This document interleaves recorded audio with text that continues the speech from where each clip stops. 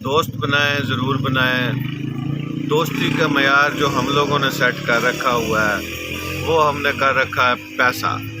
पैसे वाला हो, ओहदे वाला हो, असर रसूख वाला हो, हमारे किसी काम आ सके, किसी भी तरह के मुश्किल वक़्त में हम इससे किसी भी तरह की हेल्प ले सकें। या ये है कि डॉक्टर हो, चलो जी कभी कभार जाके फ्री इलाज तो चलो हम करा ही आया करें। या कोई रेस्टोरेंट वाला हो, कभी कभार खाना शाना खाने जाएं तो चलो डिस्काउंट भी मिल जाया करे।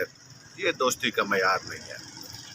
दोस्ती का मयार आप रखना चाहते हैं तो दोस्त के अंदर चंद खूबियाँ ढूंढें। एक तो मुतमईन आत्मा हो, हर लिहाज से मुतमईन हो। ये जो आजकल के भाग दौड़, टेंशन, डिप्रेशन, इन चीज़ों से पाक हो।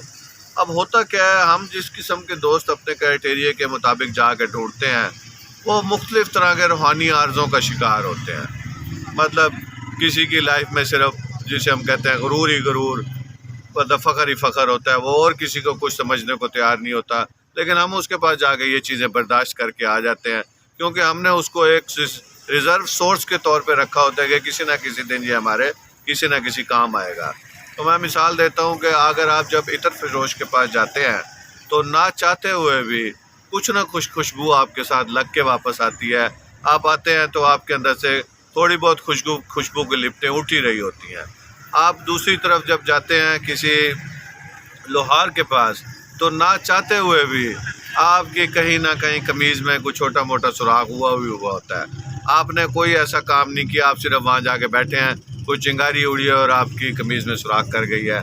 जैसा कि आप किसी नशाई दोस्त के पास जाके बैठे हैं तो सूटा शूटा आप बेशक ना भी लगाएं, इर्द गिर्द जो असरात उड़ रहे होते हैं, थोड़ा बहुत आपको गनूद की हल्की फुल्की सी तारी हो ही जाती है।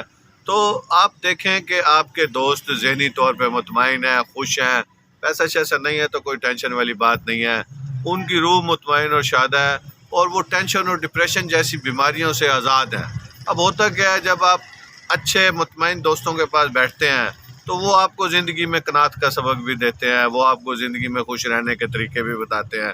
दूसरी तरफ जब आप मुख्तलिफ़ तरह के गलत कामों की वजह से रूहानी बीमारियों का मरीज़ शिकार लोगों को दोस्तों के पास बैठते हैं तो फिर उनके असरात आने शुरू होते हैं। आपकी और उनकी शख्सियत में पहले जंग शुरू होती है।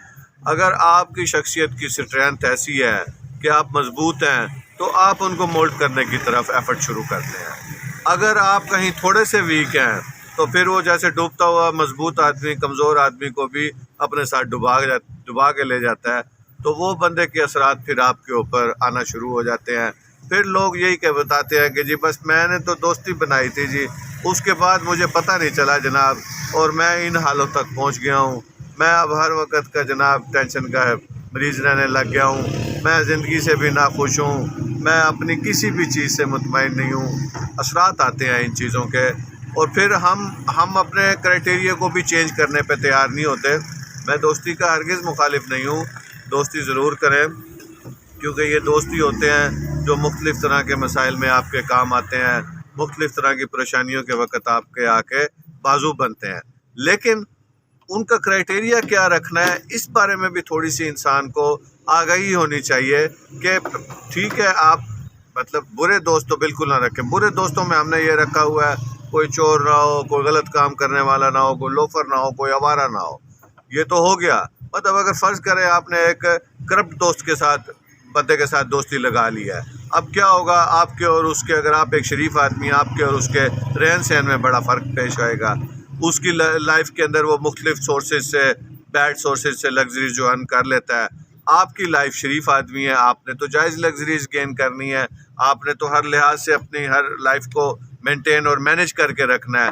अब क्या होता है, वो आप चाहते ना चाहते हुए आप उसके पास मुख्तलिफ तरह की सहूलतें देखकर बिगड़ना